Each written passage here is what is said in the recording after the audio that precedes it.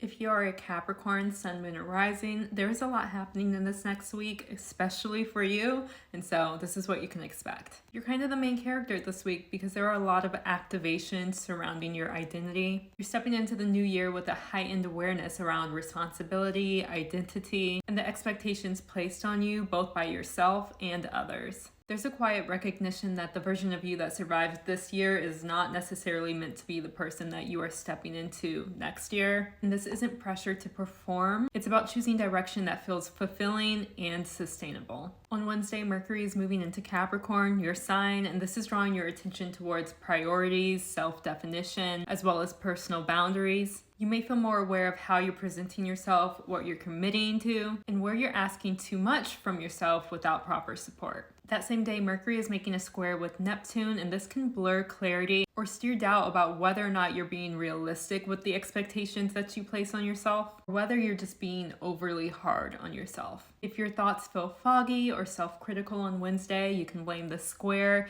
even if you're just nursing a hangover from New Year's. Just make sure that you ground your self-talk in compassion. On Thursday, Chiron, which represents our innermost wounds, as well as the wisdom that we gain from healing them, is stationing direct in Aries after being retrograde since July. Over the past several months, this retrograde has asked you to revisit themes around emotional security, family dynamics, and where you've learned to be strong instead of supported. As Chiron turns direct, the energy shifts from revisiting that pain to changing the way that you show up and care for yourself. And this is beginning the end of an 8-year-long cycle that you've been in, so I will make a separate video going in depth on what this means for you. The emotional centerpiece of this week, though, will be happening on Friday, where we have a full moon in Cancer, and this is activating your relationship sector. This is a powerful and meaningful moment for you, bringing relationship dynamics, emotional needs, and themes of safety into full view.